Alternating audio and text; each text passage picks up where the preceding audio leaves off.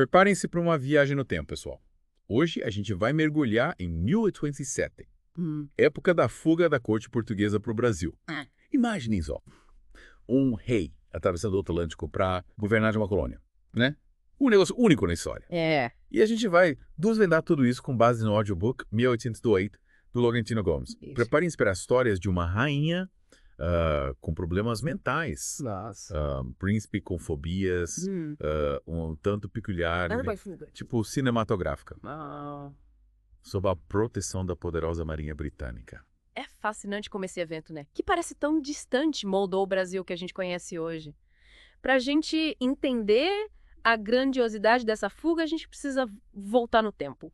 E visualizar Portugal em 1807. Era como um barco à deriva em meio a um furacão. Um barco imprensado entre dois titãs, na verdade. De um lado, Napoleão Bonaparte com seu bloqueio continental, exigindo que Portugal fechasse os portos para os ingleses. Certo. E do outro, a Inglaterra, aliada histórica de Portugal. Sim. Pronta para retaliar caso Dom João VI se desse a pressão de Napoleão. Que dilema, hein? E essa pressão não era novidade para a coroa portuguesa, né? Não. A ideia de transferir a corte para o Brasil já circulava há séculos como um plano de fuga em tempos de crise. É interessante notar que a vinda para o Brasil não foi um ato impulsivo, mas sim a concretização de um plano antigo, amadurecido ao longo dos anos. Ou seja, a fuga já estava no imaginário português. Isso. Mas quem eram os protagonistas desse drama histórico? Começando por Dom João VI. Que tipo de rei ele era? Era realmente preparado para liderar uma nação em fuga. Dom João VI era um homem de personalidade complexa, descrito como tímido, inseguro e indeciso. Além disso, enfrentava problemas conjugais com Carlota Joaquina, uma princesa espanhola de personalidade forte. Nossa. E ambições que, rivalizavam com as do próprio marido. Um rei inseguro e uma rainha ambiciosa no meio de uma crise internacional. Pois é. Que cenário para um drama familiar, né? E a rainha Maria Certas, a figura da rainha louca, entra em cena como? Maria Certes, mãe de Dom João, sofria de problemas mentais e já não governava. O caso dela, assim como o do rei George III da Inglaterra, nos leva a refletir sobre a saúde mental dos monarcas europeus da época. Ambos viviam um período turbulento, marcado por crises e instabilidades, que culminaram, simbolicamente, no fim de uma era para essas monarquias. Enquanto essas monarquias tradicionais ruíam, Napoleão ascendia como um meteoro. É nesse contexto que a corte portuguesa organiza a fuga. Como foi essa correria para deixar Lisboa? Consegue imaginar o caos, a pressa, o medo? A notícia da invasão francesa iminente causou pânico em Lisboa. Nossa. A corte teve que se preparar às pressas, reunindo documentos, tesouros, obras de arte e, claro, família real e sua comitiva. Era uma corrida contra o tempo. Navios lotados, pessoas desesperadas. E a incerteza pairando no ar. E para aumentar a tensão, a esquadra portuguesa navegava sob a proteção da Marinha Britânica, certo? Sim. Afinal, a França era uma ameaça constante, Que situação tensa. fugindo de um inimigo e dependendo da proteção de outro. Sem dúvida, imagina a pressão. Fugindo de Napoleão, navegando por águas desconhecidas e contando com a proteção dos britânicos. Nossa. E como se não bastasse. A frota portuguesa ainda enfrentou tempestades terríveis durante a travessia, era uma verdadeira provação. Um batismo de fogo para a corte portuguesa rumo ao desconhecido. Nossa, deve ter sido uma experiência traumática para muitos. Sim. E que contraste, né? Aqueles que conseguiram lugar em navios britânicos tiveram uma viagem mais tranquila, enquanto os que se amontoaram nos navios portugueses enfrentaram condições terríveis. Falando em contrastes, como era o Rio de Janeiro que recebeu a corte portuguesa? Era uma cidade preparada para abrigar a realeza. O Rio de Janeiro de 1808 era uma cidade pequena, com cerca de 60 mil habitantes. Estrutura precária. Problemas de saneamento básico. E uma sociedade escravocrata. Era um mundo completamente diferente dos luxos e requintes da corte europeia. Imagina o choque cultural. Total. Uma corte acostumada aos palácios europeus tendo que se adaptar à realidade de uma colônia tropical. E como a elite brasileira reagiu à chegada da corte? Afinal, não devia ser fácil dividir o poder com a nobreza portuguesa. A elite brasileira, em sua maioria, viu a chegada da corte como uma oportunidade. Dom João VI, buscando consolidar seu poder. E garantir a lealdade dos súditos coloniais. Distribuiu títulos de nobreza, cargos públicos e privilégios aos brasileiros. Era uma forma de apaziguar os ânimos e garantir a estabilidade do novo governo em terras brasileiras. Entendi. Era um jogo de interesses. com a elite brasileira buscando ascensão social e Dom João VI buscando apoio político. Mas imagino que essa política tenha gerado ressentimentos entre os portugueses que se viram preteridos, certo? Com certeza. A ascensão da elite brasileira e a distribuição de privilégios a colonos geraram descontentamento entre a nobreza portuguesa.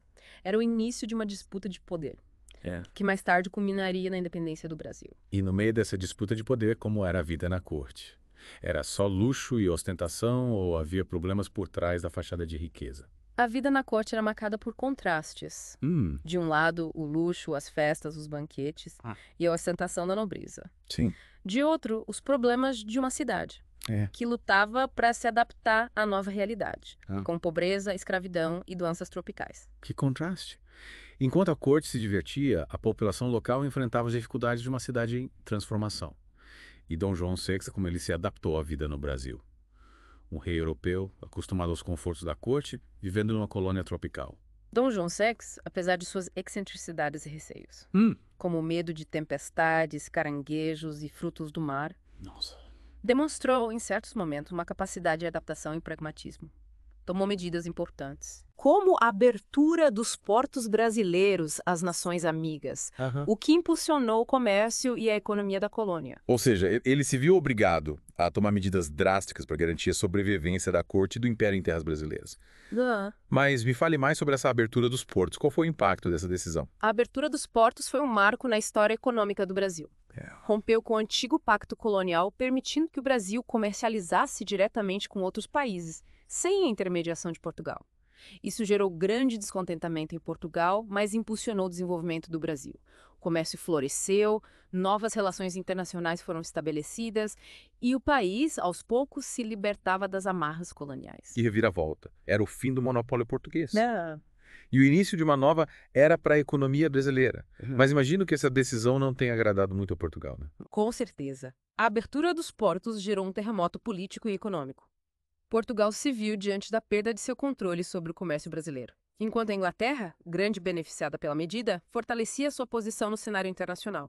E no Brasil, a abertura dos portos abriu caminho para a diversificação da economia, o desenvolvimento do comércio e o fortalecimento da elite brasileira. É fascinante como essa decisão, tomada em meio ao caos da fuga, teve consequências tão profundas e duradouras. E falando em consequências, como a vida da corte impactou a cultura brasileira. A presença da corte no Rio de Janeiro provocou uma verdadeira revolução cultural. Artistas, cientistas e intelectuais portugueses e europeus desembarcaram no Brasil, trazendo novas ideias, técnicas e estilos. A arquitetura, a pintura, a música, a literatura, teatro, tudo floresceu sob o incentivo da corte. Era como se o Brasil estivesse abrindo as portas para o mundo, né? Se conectando com as tendências da época e construindo sua própria identidade cultural. Mas essa influência se limitou ao Rio de Janeiro? De forma alguma. A corte impulsionou expedições científicas pelo interior do país. Financiou a criação de museus e bibliotecas.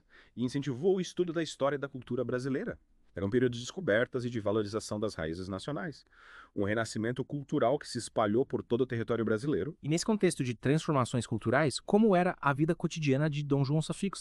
Era um rei que se isolava em seus aposentos ou circulava pela cidade interagindo com o povo. Dom João VI, apesar de sua timidez e seus hábitos peculiares, era um rei relativamente acessível. Gostava de fazer seus passeios pela cidade, observar o cotidiano da colônia e conversar com o povo.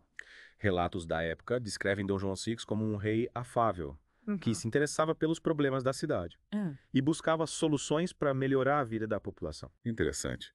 Um rei que se misturava com o povo, quebrando o protocolo e se aproximando de seus súditos. Mas, por trás dessa aparente simplicidade, Dom João VI enfrentava dilemas complexos e pressões políticas. No próximo bloco, a gente vai explorar mais a fundo as ações de Dom João VI no Brasil, as transformações que ele implementou e o impacto duradouro da presença da corte portuguesa em terras brasileiras.